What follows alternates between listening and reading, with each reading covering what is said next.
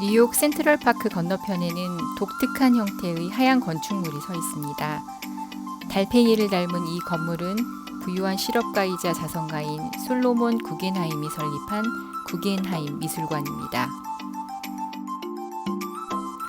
미국을 대표하는 건축가 프랭크 로이드 라이트가 설계한 구겐하임 미술관은 올해 유네스코 세계문화유산으로 등재되었습니다.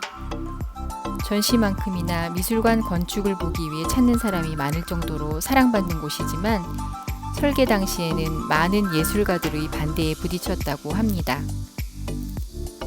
1943년 착공하고 완성되기까지 무려 16년이나 걸렸다고 하는데요. 그 이유는 작품을 경사진 벽에 걸어야 하는 어려움 때문이었습니다. 프란츠 클라인 같은 유명 작가들이 작품 배치를 전혀 고려하지 않은 설계안이라며 반대 성명까지 냈었다고 합니다. 그러나 라이트는 구겐하임이 수집한 비구상 회화와 추상 회화는 기존의 미술관 형태에서 벗어난 진보적인 새로운 공간이 필요하다고 주장하며 자신의 설계안을 관철시킵니다. 70살에 맡게 된 이 프로젝트에 10수년간 매진했던 라이트는 안타깝게도 미술관 건물의 준공을 6개월 앞두고 사망했습니다. 구겐하임 건축을 보기 위해 전 세계에서 찾아온 관람객들이 줄지어 서 있는 걸 보면 저 위에 계신 라이트 선생님이 다 내 덕인 줄 알아라 하시지 않을까요? 이곳에 가시게 된다면 먼저 1층 정중앙에서 고개를 들고 천정을 한번 쳐다보세요. 커다란 유리돔을 통해 빛이 전시장 안으로 쏟아져 들어오는 모습을 볼 수 있습니다. 그리고 엘리베이터를 타고 꼭대기층으로 올라간 후에 아래를 한번 내려다보세요. 각 층에서 작품을 감상하는 관람객들이 한눈에 보이실 거예요. 이렇게 건축을 전체적으로 감상한 후에 램프를 따라 내려오시면서 작품들을 구경해도 좋을 것 같습니다. 구겐하임 미술관은 나선형의 경사로를 따라 이동하면서 전시를 보는 시스템입니다.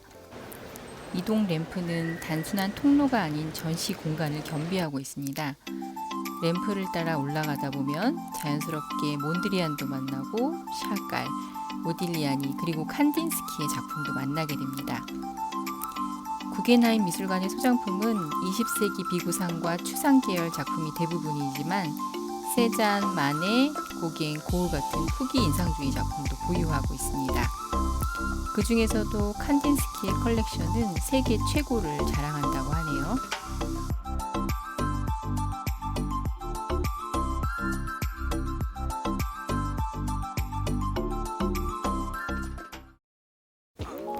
미술관 컬렉션에 대해 말하면서 패기 구겐하임의 이야기를 빼놓을 수가 없네요. 패기 구겐하임은 필라델피아에서 태어나 뉴욕에서 성장합니다. 13살 되던 1912년 아버지가 타이타닉 고침몰로 사망하게 되고 어마어마한 유산을 상속받게 됩니다. 패기는 아버지를 잃고 명문과 여자의 삶을 정면으로 거부합니다. 가족의 반대에도 불구하고 푼돈을 받으며 아방가르드 서점에서 일했다고 하는데요. 그런데 바로 그곳에서 예술가들과 만나게 되고 20세기 유럽 사상과 예술을 접하게 되었다고 합니다. 성인이 된 패기는 미국을 떠나 파리로 갑니다. 만 레이, 마르셀 듀샹과 친구가 되었고 듀샹은 패기에게 모던 아트에 대해 가르쳐주고 어떤 작품을 사야 할지를 조언해줬다고 합니다. 듀샹과 손잡은 패기는 미술 컬렉터로서 명성을 쌓아가게 됩니다.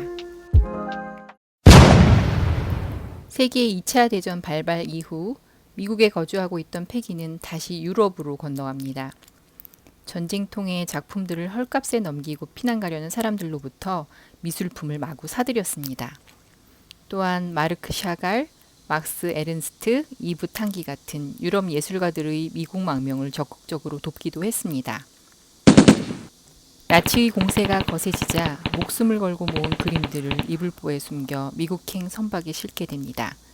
그리고 그녀도 함께 뉴욕으로 돌아옵니다.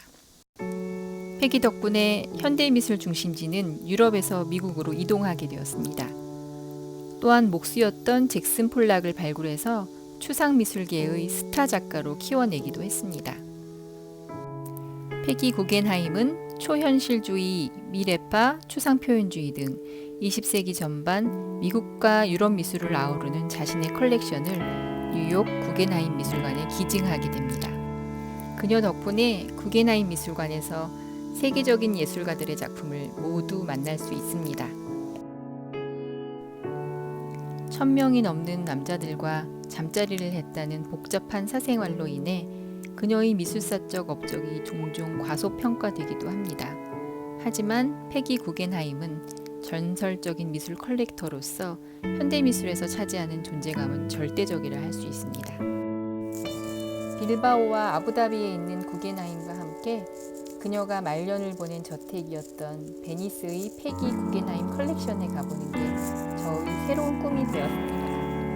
그녀가 궁금하시다면 아트 에디트란 다큐멘터리 영화를 보셔도 좋을 것 같아요. 그럼 다음에 또 만나요. 안녕.